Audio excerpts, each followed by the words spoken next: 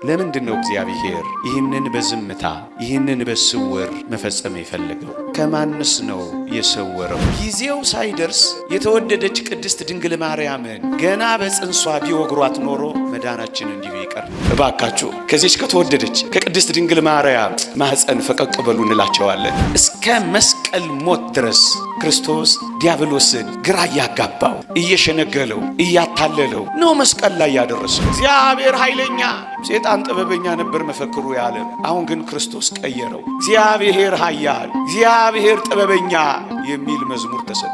ከትንሣኤው በላይ ክርስቶስ ያለ ዘር ከድንግል መወለዱ ፍጹም ምልክታችንና ተአምራችን የክርስትና ይሄ ነው። በእነዚህ ሱባኤ ቃላት እኮ እግዚአብሔር በልባችን እየመጣ ኮቴውንና ዳናውን እያሰማ እየፈለገን እንደሆነ ትረዳላችሁ።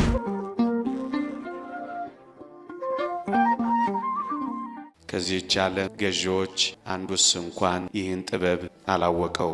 አውቀውስ ቢሆን የክብርን ጌታ ባልሰቀሉትም ነበር። የሐዋርያው የቅዱስ ጳውሎስ መልእክት ወደ ቆሮንቶስ ሰዎች አንደኛ ቆሮንቶስ ምዕራፍ 1 ቁጥር 8 አላወቁትም። በዚህች ርዕስ አቆያችኋለሁ። ቅዱስ አግናጤዎስ ምጥው ለአንበሳ እንዲህ ብሏል። እግዚአብሔር 3 የመዳናችንን መንገድ በዝምታ ፈጽሞታል ይላል። አንደኛ የእመቤታችን የቅድስት ድንግል ማርያምን ዘላለማዊ ድንግልና፣ ሁለተኛ የጽንሷን ነገር፣ ሶስተኛ የጌታችንን ሞት በዝምታ በስውር ፈጽሞታል ይላል። ለዚህ ነው ብዙዎች የጌታችን ነገር ግራ ሲገባቸው የተወደደች የእመቤታችን የቅድስት ድንግል ማርያም የዘላለማዊ ድንግልናዋ ጉዳይ ሲያምታታቸው የሚኖረው በረቂቅ ምስጢር እግዚአብሔር ስለከወነው ነው። በዝምታ በስውር የፈጸማቸው የእግዚአብሔር የማዳኑ መንገዶች 3 ናቸው ይላል። የጽንሷ ነገር፣ የጌታችን የመጸነስ ነገር፣ የእመቤታችን የቅድስት ድንግል ማርያም እናት ስትሆን ድንግል፣ ድንግል ስትሆን እናት፣ ይሄን በዝምታና በስውር ፈጽሞታል ይላል። ሶስተኛ ደግሞ የተወደደ የመድኃኒታችን የኢየሱስ ክርስቶስ ሞት ይላል። ለምንድን ነው እግዚአብሔር ይህንን በዝምታ ይህንን በስውር መፈጸም የፈለገው? ከማንስ ነው የሰወረው? ከማንስ ነው በዝምታ የፈጸመው? ለምንስ ነው ይሄን ያደረገው? ጥቂት ነጥቦችን ፈጠን ብዬ አነሳለሁ። የተወደዳችሁ ክርስቲያን፣ ከዚህች ዓለም ገዢዎች፣ ከአጋንንት፣ ከዚህች ዓለም ጥበበኞች፣ ከግሪክ ሰዎች፣ ከዚህ ዘመን ገዢዎች፣ ከአይሁድ ለምን እግዚአብሔር መሰወር አስፈለገው? ለዚህ ነው ከዚህች ዓለም ገዢዎች አንዱስ እንኳን ይህን ጥበብ አላወቀውም ያለው ቅዱስ ጳውሎስ። ለምንድን ነው በዝምታና በስውር የጽንሱን ነገር ለምንድን ነው ቀስ ብሎ ይሰወረው? አንደኛ የተወደዳችሁ ክርስቲያኖች፣ አጋንንትም አይሁድም በእውነት ክርስቶስ እንደ ተጸነሰ ገና ከጅምሩ ቢያውቅ ኖሮ ምን ያደርግ ነበር ካላችሁኝ፣ ክርስቶስ ጊዜው ሳይደርስ እንግደል ይሉ ነበረ። ጊዜው ሳይደርስ የተወደደች ቅድስት ድንግል ማርያምን ወግረው ይገሏት ነበረ። ይሰማችኋል? እዩ፣ ገና እንደተጸነሰ አይሁድም ገና እንደተጸነሰ አሕዛብም ቢያውቁ ኖሮ የተወደደች ቅድስት ድንግል ማርያምን ወግረው የመዳናችንንም ነገር ለማስቀረት በቻሉ ነበር። ስለዚህ የመጀመሪያው ነጥብ እግዚአብሔር በዝምታ እግዚአብሔር በስውር ይህንን መዳናችንን መፈጸም ያስፈለገው ጊዜው ሳይደርስ እንዳይሞት ነው። ደሙ የሚፈሰው ሥጋው የሚቆረሰው በመስቀል ላይ እንጂ በጓዳ ስላልሆነ ነው፣ በሜዳ ስላልሆነ ነው። ጊዜው ሳይደርስ የተወደደች ቅድስት ድንግል ማርያምን ገና በጽንሷ ቢወግሯት ኖሮ መዳናችን እንዲሁ ይቀር ነበር። ስለዚህ መዳናችን እንዲሁ እንዳይቀር ጊዜው ሳይደርስ ክርስቶስ እንዳይሞት በዝምታ በስውር ፈጸመው። ከማን? ከሰይጣን ጆሮ፣ ከአይሁድ አእምሮ፣ ከሰነፎቹ ሰወረው እግዚአብሔር። ሁለተኛ ለምንድን ነው መሰወር ያስፈለገው ካላችሁኝ፣ ያለ ዘር ተጸንሶ በድንግልና መወለዱ አይሁድ ቢሰሙ ኖሮ የተወደዳችሁ ክርስቲያኖች መድኃኒታችን ኢየሱስ ክርስቶስን የዳዊት ልጅ ነው ብለው አያምኑም ነበር። ይሄ ምን ያመለክታል? ለክህደታቸው ምክንያት እንዳያገኙ ከሰነፎቹ ከአይሁድ አእምሮ ደግሞም ከሰይጣን ጆሮ ቀስ ብሎ ሰወረው። ወገኖቼ እንዳይክዱ ሲጠብቃቸው ያለ ዘር መጸነሱን ቢያዩ እንዴት ደፍረው የዳዊት ልጅ ነው ማለት ይችላሉ? ወገናችን አይደለም ብለው በዚህ ምክንያት ነው የሰቀልነው ብለው ጥሩ ሰበብና ምክንያት ያገኙ ነበረ። ሁለተኛ የዳዊት ልጅ አይደለም ብለው እንዳይክዱ ከሰይጣንም ከአይሁድም በዝምታ በጸጥታ ሰወረው። ሁለተኛ ሶስተኛ ያለ ዘር ተጸንሶ በድንግልና መወለዱን አጋንንት ቀድመው ቢያውቁ ሰይጣናት ቀድመው ቢረዱ ኖሮ ምን ያረጉ ነበር ካላችሁኝ፣ አጋንንት ዲያብሎስ ከተወደደ መድኃኒታችን ከኢየሱስ ክርስቶስ ጋር ከመዋጋት ይሸሽ ነበር። ደግሞ አለው ክርስቶስ ማን መሆኑን በትክክል ገና ከመጀመሪያው ቢያውቅ ኖሮ ክርስቶስን ለመዋጋት አይቀርብም ነበር፣ ይሸሽ ነበር። ላስታውሳችሁ የምወደው ልጄ ይህ ነው ብሎ በዚያ በዮርዳኖስ የአብን ድምፅ በተሰማ ጊዜ ታስታውሳላችሁ። የእግዚአብሔር ልጅ ከሆንክማ ይህንን ድንጋይ ዳቦ አድርጋ ሲለው አልሰማችሁ? ሲጠራጠር እኮ ነው ፈተና መፈተን የጀመረው። ይህንን ድምፅ ሲሰማ እኮ ነው ወደ ቤተ መቅደስ ጫፍ አውጥቼ ካህናትን እንደምፈትን ለምን አልፈትንም ማለት የጀመረው። የተወደዳችሁ ክርስቲያኖች እስከ መስቀል ሞት ድረስ ክርስቶስ ዲያብሎስን ግራ እያጋባው ሊቃውንት እንደሚሉት እየሸነገለው እያታለለው ነው መስቀል ላይ ያደረሰው። ላስታውሳችሁማ ወደ በለሲቱ ተርቦ ሲሄድ ይሄማ ፍጡር ነው ይላል። በለሲቱን በአንድ ቀን ሲያደርቃት ደግሞ ይደነግጣል። ታንኳ ውስጥ ተኝቶ ሲያየው እንደ ምናምንቴ ይቆጥረዋል። ማዕበልና ነፋሳትን ሲገስጽ ሲያየው ደግሞ ይደነግጣል። መስቀል ላይ ተሰቅሎ አምላኬ አምላኬ ስለምን ተውኸኝ ሲለው ይሄማ ፍጡር ነው ብሎ ይቀርባል። በእሳት ዛንጃር በንፋስ አውታር ሲያስረው ደግሞ ይረታል። አያችሁ፣ አንዴ እንደዚህ አንዴ እንደዚያ ግራ እያጋባው ነው እስከ መስቀል ሞት ያደረሰው። እርግጡን ግን ገና በጊዜ ክርስቶስ ማን መሆኑን ቢያውቅ ኖሮ ከክርስቶስ ጋር ከመዋጋት ይሸሽ ነበር። እሱ ከሸሸ ደግሞ ሲኦል አይበዘበዝም፣ ምርኮም አይማረክም፣ እኛም ነፃ እንወጣም ነበር። ስለዚህ ያለ ዘር መጸነሱ በድንግልና መወለዱ ገና በጊዜ ቢያውቅ ኖሮ ከሱ ጋር ከመዋጋት ይሸሽ ነበር። ሌባው አይታሰርም ነበር። በመስቀል ላይ ጠርቆ አያስወግደውም ነበር። ወገኖቼ በዝምታ በስውር ለምን ፈጸመው ካላችሁኝ ዲያብሎስ ከሱ ጋር ከመዋጋት ፈቀቅ እንዳይ እያቀረበው ድል ሊነሳው እየሰጠው ሊወስድበት እኛን እንዳታለለን እያታለለው ነው የማረከው። ወገኖቼ የተወደዳችሁ ክርስቲያኖች የተወደደ መድኃኒታችን በኃይሉ ብቻ ዲያብሎስን ጸጥ ማድረግ ይችል ነበር። በረቀቀው ጥበቡ ባያሸንፈው የኛ መዝሙራችን ይቀየር ነበር። ምን ብለን እግዚአብሔር ኃይለኛ ሰይጣን ጥበበኛ እያልን እኮ እንዘምር ነበር። ምክንያቱም ሰይጣን በጥበቡ እኛን እንዳሸነፈን የታወቀ ነው። አታሎን በእባብ ሥጋ ተሰውሮ ልክ እንደዚሁ በጥበቡ ድል ባይነሳው ኖሮ እግዚአብሔር ኃይለኛ ሰይጣን ጥበበኛ ነበር መፈክሩ የዓለም። አሁን ግን ክርስቶስ ቀየረው። እግዚአብሔር ኃያል እግዚአብሔር ጥበበኛ የሚል መዝሙር ተሰጠ። ለምን በዝውታና በስውር መፈጸም ፈለገ ካላችሁኝ ዲያብሎስ ከሱ ጋር ከመዋጋት እንዳይሸሽ ነው። ደግሞ ሌላስ አራተኛ ምን ጉዳይ አለው ካላችሁኝ የተወደዳችሁ ክርስቲያን ያለ ዘር ተጸንሶ በድንግልና መወለድ በጣም እንግዳ ነገር ነው ለዓለም። ወገኖቼ ከትንሣኤው በላይ ክርስቶስ ያለ ዘር ከድንግል መወለዱ ፍጹም ምልክታችንና ተአምራችን የክርስትና ይሄ ነው። ከሙታን የተነሱ ብዙዎች አሉ፣ ያለ ዘር የተጸነሱ በድንግልና የተወለዱ ግን አንድም የለም። ወገኖቼ የተአምራት ሁሉ አክሊላችን ይሄ ነው። ወገኖቼ እዩ፣ ይሄንን የተአምራት ሁሉ አክሊል የሆነውን እንግዳ ነገር ገና በጊዜው ቢያውቁ አይሁድ ምን እንደሚሆኑ ታውቃላችሁ? በጣም ይበሳጫሉ። እንግዳው ነገር ያናድዳቸዋል። በሞቴ ላስታውሳችሁ ጥቂት ታናናሽ ተአምራት እንኳን እንዴት ያበሳጫቸው እንደነበር ትዝ አይላችሁ? ያንን ዮሐንስ ወንጌል ምዕራፍ 9 ላይ ያለውን አይነ ስውር በፈወሰው ጊዜ አይን ያልነበረውን ግንባር አይን ባደረገ ጊዜ ምን ያክል እንደተበሳጩበት አታውቁ? ሊወግሩት ድንጋይ አንስተው እንደነበር አታውቁ?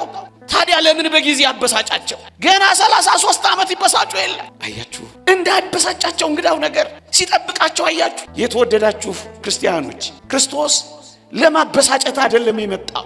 ማንንም እልህ ውስጥ ለመክተት አይደለም የመጣው። ከፈወሰ ተአምራት ካደረገ በኋላ ይውጣላቸው እያለ በፊታቸው የሚንጎራደድ እንዳይመስላችሁ። ፈቀቅ ነው የሚለው።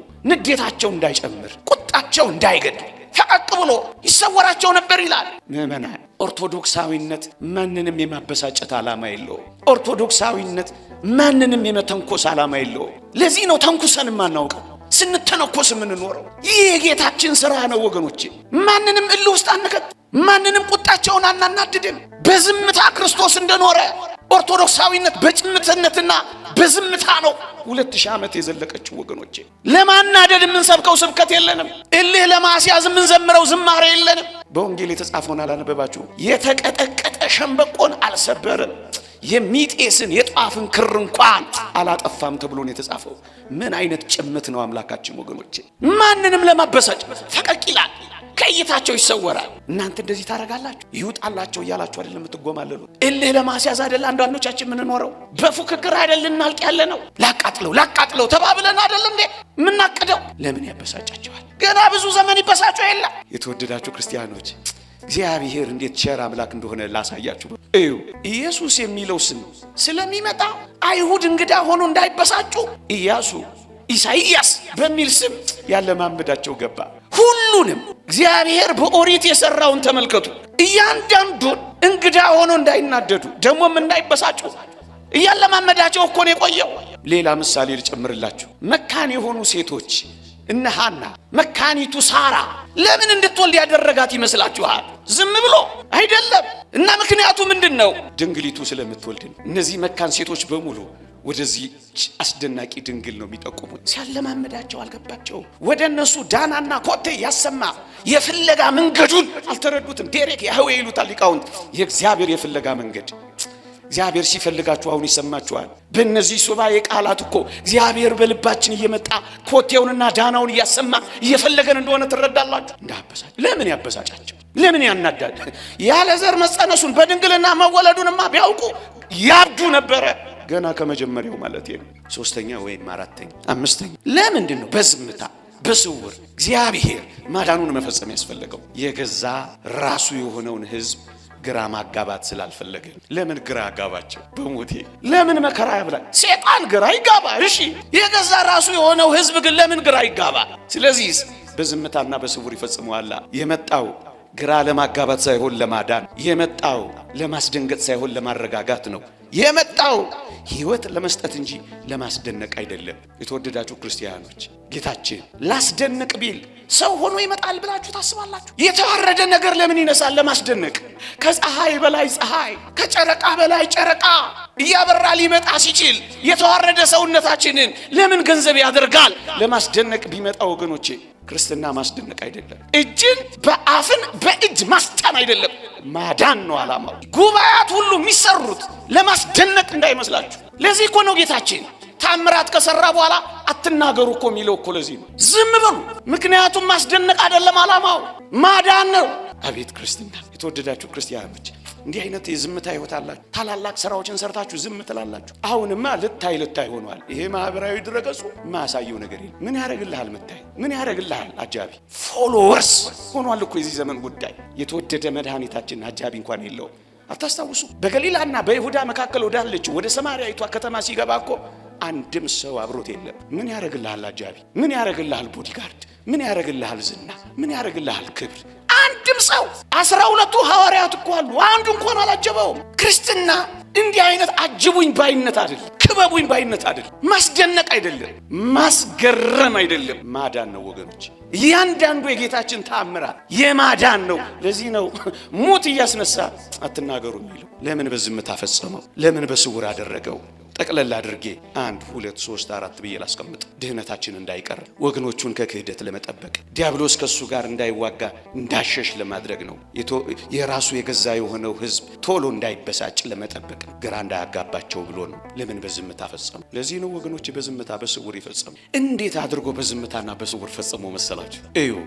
የተወደደች ቅድስት ድንግል ማርያም ወንድ አጠገቧ ሳይኖር ጸንሳ ብትገኝ ኖሮ ያለ ዘር በድንግልና እንዲሁ አካላዊ ቃል ጸንሳ ወንድ አጠገቧ ሳይኖር ብትገኝ ኖሮ በዝሙት ተወግራ ድህነታችን ይቀር ነው። ታዲያ እግዚአብሔር እንዴት በዝምታ እንዴት በስውር ፈጸመው ካላችሁ ቅዱስ ዮሴፍን አጠገቧ አስቀመጠው። ወንድ አጠገቧ ስላለ በዘር የተጸነሰ መሰላቸው። ለዚህ እኮ ነው ግራ ሲጋቡ የከረሙት ወገኖች። አልገባቸው።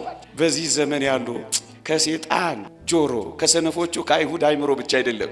ይህ ምስጢር በዚህ ዘመን ካሉ ከመናፍቃንም የተሰወረ ነው። ወልዳለች የሚሉን እኮ ለዚህ ነው። የት ያውቁታል? እንኳን የጌታችንን ዙፋን የአባታችንን ዙፋን እንኳን ማን ወንድ ይቀመጥበታል? እንዲሁ እንኳን አይረዳችሁ፣ እንዲሁ እንኳን ሕሊናችሁ እንኳን አይመዝነው። ቅዱስ ዮሴፍን አጠገቧ በማስቀመጥ ያለ ዘር መጸነሱን በድንግልና መወለዱን በጸጥታ በዝምታ ፈጸመው። ወገኖቼ ላስታውሳችሁ፣ ቢያውቅ ሰይጣን አጋንንት ቢያውቅ ምን ያደርግ ነበር ካላችሁኝ አንዲት ነገር ልጠቁማችሁ። ታስታውሳላችሁ ጌታ ከተወለደ ከ2 ዓመት በኋላ ሰብአ ሰገል የተወለደው የአይሁድ ንጉሥ ወዴት ነው እያሉ መጡ። ያን ጊዜ ኢየሩሳሌም ተጨነቀች ይላል። ሄሮድስም ደነገጠ ይላል። ቅድም ያልኳችሁ የዘረዘርኩላችሁ ይህንን ነው። ከዚያ ምን አደረገ? 144,000 የቤተልሔም ሕፃናትን አስፈጀ። ክርስቲያኖች ገና እንደተጸነሰ ቢያውቁ ኖሮ ምን ያደርግ ነበር ካላችሁኝ አሁን ሕፃናትን አይደል ያስፈጀው፣ ደናግላንን ሰብስቦ ያስፈጅ ነበር። በዚህ ምክንያት ምን ይሆናል? ድህነታችን ይቀራል። ለዚህ ነው በዝምታ በስውር እግዚአብሔር ማዳናችንን ቅዱስ ዮሴፍን አጠገቡ አስቀምጦ የሰወረው። ወገኖቼ የተወደዳችሁ ክርስቲያኖች አንድ ነጥብ ቅዱስ መጽሐፍ ላይ የተጻፈ እዚህ ጋር ጠቀስ አድርጌ ባልፍ እጅግ መልካም። በመጽሐፍ ቅዱሳችን ላይ የዘር ሐረግ ሲጠቀስ በአይሁድ ልማድ ሴቶች ስለማይጠቀሱ እመቤታችን ቅድስት ድንግል ማርያም ከዳዊት ወገን መሆኗ በሷ ሐረግ ስለማይጠቀስ አይታወቅም። ታዲያ ክርስቶስ ከዳዊት መወለዱ ወይም የዳዊት ልጅ መባሉን በምን እናውቃለን ካላችሁኝ አንድ የመጽሐፍ ቅዱስ ጥቆማ ጠቅሳለች። ከዳዊት ወገን ለሆነው ዮሴፍ ለተባለ ሰው ወደ ታጨች ወደ አንዲት ድንግል የሚል ቃል ታገኛላችሁ። ከዳዊት ወገን ወደ ሆነ ዮሴፍ ወደሚባል ሰው ወደ ታጨች ይላል። አያችሁ፣ ቅዱስ ዮሴፍ ከዳዊት ወገን። ታዲያ ቅዱስ ዮሴፍ እንጂ እመቤታችን ከዳዊት ወገን ናት አልተባለም። መጽሐፍ ቅዱስ ላይ እዚህ ጋር ተጠቀሰ። ታዲያ እንዴት ከዳዊት ወገን ሊባል ቻለ ካላችሁኝ በኦሪት ልማድ በቅዱሳት መጻሕፍትም ጥቆማ የነበረው መተጫጨት ከአንድ ወገን ነበራ። ያ ማለት ቅዱስ ዮሴፍ የዳዊት ወገን ከነበረ የተወደደች ቅድስት ድንግል ማርያምም ከዳዊት ወገን መሆኗ የታወቀ ነው። ከአንድ ነገድ የሆኑ ነበራም የተጫጩት። ለዚህ ነው ወመጻ ዳዊት ወመጻ በስጋም ዘር ዳዊት፣ ከዳዊት ዘር በስጋ መጣ ተብሎ የተጻፈው እኮ ለዚህ ነው። አያችሁ፣ ከዳዊት ወገን ወደ ሆነ ወደ ታጨች ወደ አንዲት ድንግል ዮሴፍ የተጠቀሰው ለዚህ ነው። ወገኖቼ እንዴ ግን አንተ እንደምትለው እንደዚህ ባይሆንስ ቅዱስ ዮሴፍ ተሳስቶ ሕግ ጥሶ ትእዛዝ አፍርሶ ልማድ በጥሶ አጭቶስ እንደሆነ የሚል ጥያቄ ልታነሱ ትችላላችሁ። የእግዚአብሔር ቃል አስደናቂ ጥቆማ ይሰጠናል። ምን ይላል መሰላችሁ? ጻድቅ ሆኖ ሊገልጣት ስላልወደደ በስውር ሊተዋት አሰበ ይላል። ጻድቅ ነበር ቅዱስ ዮሴፍ። እንኳን ይሄንን ትልቁን ሕግ ቀርቶ ከሱ እንዳልጸነሰች እያወቀ ሊያስወግራት እንኳን አልወደደም። አያችሁ፣ ትልቁን ነገር ላለማድረግ የተጠነቀቀ እንዲህ አይነት ሰው ፍጥጥ ያለውን ሕግ ይጥሳል ተብሎ አይጠበቅም ይላል ቅዱስ ዮሐንስ አፈወርቅ። አሁን ወደ ነጥቤ ልምጣ። እንዴት አድርጎ ሰወረው?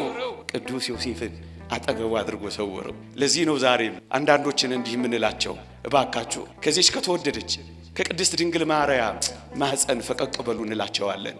እንደ ሊቁ ወልዳለች ከሚለው ማህፀኗ ፈቀቅ በሉ፣ ልጆች አሏት ከሚለው ግራ ከገባችሁ ነገር ፈቀቅ በሉ። በዝምታ ከፈጸመው በስውር ካደረገው ካስደናቂ ሚስጥሩ የማታውቁትን ዝም በሉ እንላቸዋለን። ሲጠራጠር ምን እንዳደረገ ታውቃላችሁ? ይኸው አስፈጀላችኋ።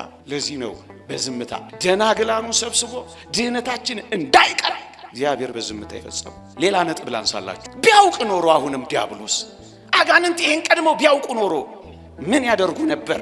ሌላ ሁለተኛ ጥያቄን ጠይቅ እና አንድ ምስጢር እናንሳ። ላስታውሳችሁ፣ ስለ ጌታችን ሰው መሆን ሱባኤ የገባው ነቢዩ ዳንኤልን ስለ ሱባኤው ራእይ ሊገልጥለት ቅዱስ ገብርኤል ወደ ነቢዩ ዳንኤል ተልኮ ነበረ። የትንቢተ ዳንኤል ምዕራፍ 10 ላይ ታገኙታላችሁ። በሞቴ ስሙኝ። ይህንን ራእይ ለዳንኤል ሊገልጥ የበረረው ቅዱስ ገብርኤል ወገኖቼ ዲያብሎስ ተጠራጥሮ ምን እንዳደረገ ታውቃላችሁ? ትንቢተ ዳንኤል ምዕራፍ 10 እንዲህ ይላል ቅዱስ ገብርኤል፣ የፋርስ አለቃ መንግስት ግን 21 ቀናት ተቋቋመኝ ይልላቸዋል። ቅዱስ ገብርኤል ለነቢዩ ለዳንኤል ራእዩን እንዳይገልጽለት 21 ቀናት ታገለው። የፋርስ አለቃ መንግስት የሚለው ሊቃውን ሲተረጉሙ አጋንንትና የአጋንንት ኃይላት ይህንን ምስጢር እንዳይገልጽ ታገሉት ይላል። አያችሁ፣ 21 ቀናት አዘገየኝ ይላል። ታዲያ አጋንንት ይህንን በርግጥ ገና ከመጀመሪያው ብስራቱን ቢያውቁ ያለ ዘር መጸነሱን ቢያውቁ ምን ያደርጉ ነበር? ጭራሽ ይሄ እንዳይሆን ይታገሉ ነበር፣ አይችሉም እንጂ። ታዲያ እዚህ ውስጥ የምናነሳት ምርጥ ነጥብ ምንድናት? ድህነታችን እንዳይዘገይ በዝምታ በስውር ፈጸመ። 21 ቀናት ለራእዩ ከተቋቋመ ሌላ ትግልና ጦርነት ይገባ ነበር። ግን አንድ ቁም ነገር እዚህ ጋር ነግሬያችሁ ልለፍ። ቅዱስ ገብርኤል እንዲህ አለ፣ 21 ቀናት የፋርስ አለቃ መንግስት ግን ተቋቋመኝ ካለ በኋላ ካለቃችሁ ከቅዱስ ሚካኤል በቀር የሚያጸናኝ የለም አለልሃ። ቅዱስ ሚካኤል መጣለታ። ለኛም ይምጣልን ክርስቲያኖች፣ ለተጨነቅነው ለኛ፣ ለከበደን ለኛ፣ እምጥ ንግባ ስምጥ ንግባ ለማናውቀው ለኛ፣ ለደከመን ለኛ ቅዱስ ሚካኤል በሩ ይድረስልን። በፊታችን የቆመውን አጋንንትን ያሳፍርልን። አላስኬድ ያለን አንቆ ያዘንን ደም የሚያፋስሰንን ይህንን አጋንንት ከእግሮቻችን በታች ይቀጥቀጥልን። ቅዱስ ሚካኤል በሮ ይድረስልን። ካለቃችሁ ከሚካኤል በቀር የሚያጸናኝ የለም አለላ ቅዱስ ገብርኤል እኮ ነው ያለው። በሞቴ አንድ ነገር እግረ መንገዳችን እናንሳ። ኦርቶዶክሳውያን እንኳን ለኔና ለእናንተ ደካሞቹ ለቅዱስ ገብርኤል እንኳን ቅዱስ ሚካኤል አስፈልጎት እኮ ነው። እውነት አሰብ የመላእክትን ትድግና፣ የመላእክትን መራዳት፣ የመላእክትን ማዳን አያስፈልገኝም የምትል ነፍስ ምን አይነት ነፍስ ትሆን ወገኖቼ? ወንድሞቿን በዝምታ መታልፍ። ማር ይስሐቅ እንደተናገረው እነሱ ታላላቅ ወንድሞቻችን ናቸው፣ እኛ ታናናሽ ወንድሞቻቸው ነን፣ ይራሩልናል እንዳለው የሚራራልህን ዝም ብለህ መዝለል አይገርም? መልአክ ለመልአክ አስፈልገው፣ መልአክ ለሰው አያስፈልገው ማለት ምንኛ ምርጥ ክህደት እንደሆነ ታውቃለህ? አንዳንዶች እኔ መልአኩን ራሱ ቀስፈዋለሁ ያሉ እንዴት አላፈሩ አሉ እኮ ሰምተናል። አያስፈልገኝም ይባላል። ክርስቲያኖች እንደው ከነካውት ካልቀረ አንድ ነገር ጨመር እናድርግ። ይውላችሁ መጽሐፍ ቅዱስ እንዲህ ይላል፣ ዓይን እጅን ጆሮም እግርን አታስፈልገኝም ሊለው አይችልም ይላል መጽሐፍ ቅዱሳችን። አንደኛ ቆሮንቶስ መልእክት ምዕራፍ 12 ቁጥር 20። ሕዋስ ለሕዋስ አንድ የአካል ብልት ለሌላው አካል ብልት ያስፈልጋል ይላል መጽሐፍ ቅዱስ። አታስፈልገኝም ሊለው አይችልም ይላል።